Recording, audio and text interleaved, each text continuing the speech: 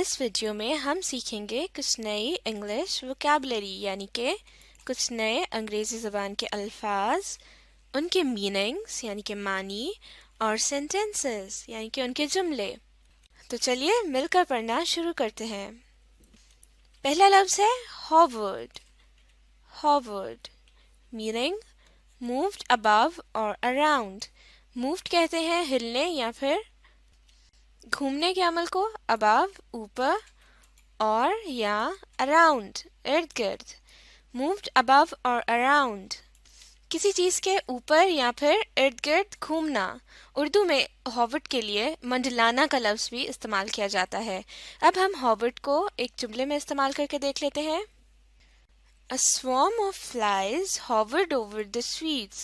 A swarm ایک جھنڈ، جب بہت ساری مکھیاں اکٹھی ہو جاتی ہیں تو ان کو مکھیوں کا جھنڈ کہا جاتا ہے، اور اس کے لیے انگریزی زبان میں سوارم کا لفظ استعمال کیا جاتا ہے۔ آف فلائز مکھیوں کا، ہوورڈ منڈلائی یا منڈلایا، اوور اوپر، دا اسٹریٹس مٹھائیوں کے۔ A swarm of flies hovered over the streets. مکھیوں کا ایک جھنڈ مٹھائیوں کے اوپر منڈلایا۔ اگلا لفظ ہے behold. Behold meaning to see یعنی دیکھنا۔ اب ہم behold کو جملے میں استعمال کریں گے۔ We went there to behold the beautiful view of the sunset. We ہم went گئے there وہاں to behold دیکھنے کے لیے beautiful حسین یا خوبصورت view منظر of the sunset. sunset کہتے ہیں سورج کے غروب ہونے کو۔ اب ہم دوبارہ سے اس سینٹینس کو انگلش میں پڑھیں گے۔ We went there to behold the beautiful view of the sunset. ہم سورج غروب ہونے کا حسین منظر دیکھنے کے لیے وہاں گئے۔ اگلا لفظ ہے rumbling. rumbling meaning a loud continuous noise. a loud ایک اونچی continuous مسلسل جاری رہنے والی noise شور یا آواز۔ a loud continuous noise مسلسل جاری رہنے والا شور۔ The rumbling sound of the thunder woke me up. The rumbling sound مسلسل شور کی آواز of the thunder thunder کہتے ہیں طوفان کو، woke me up مجھے جگا دیا۔ The rumbling sound of the thunder woke me up طوفان کے مسلسل شور نے مجھے جگا دیا۔ اگلا ورڈ ہے roused. roused meaning to be awakened. roused کا مطلب ہوتا ہے جاگ جانا۔ اب ہم roused کو سینٹینس میں استعمال کر کے دیکھ لیتے ہیں۔ He was roused by the sound of a bell. He وہ was تھا roused جاگ گیا by the sound آواز سے of a bell گھنٹی کی۔ He was roused by the sound of a bell. وہ ایک گھنٹی کی آواز سے جاگ گیا۔ اگلا لفظ ہے somersault. somersault meaning a rolling movement. کلا بازی کو انگلش میں somersault کہا جاتا ہے۔ سینٹینس دیکھ لیتے ہیں۔ He did a somersault and jumped into the pool.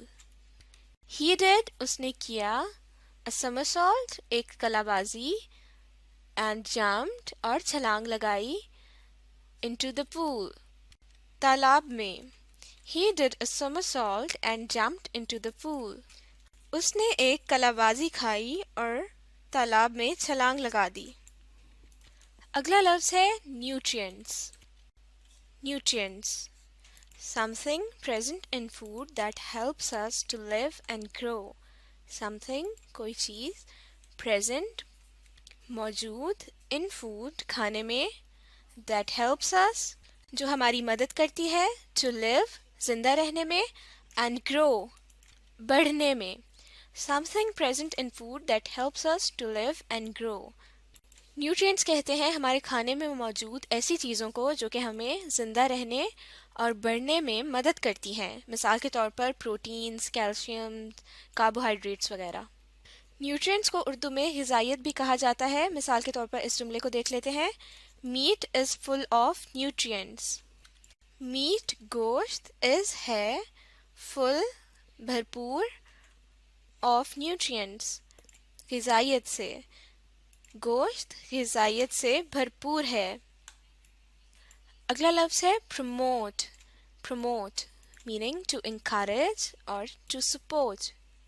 Promote کا مطلب ہوتا ہے کسی چیز کی حوصلہ افزائی کرنا یا پھر اس کو پھیلانا۔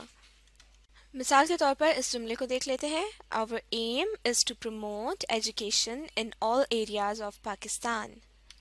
Our ہمارا aim مقصد is ہے to promote پھیلانا education تعلیم in all areas تمام علاقوں میں of پاکستان پاکستان کے۔ Our aim is to promote education in all areas of Pakistan۔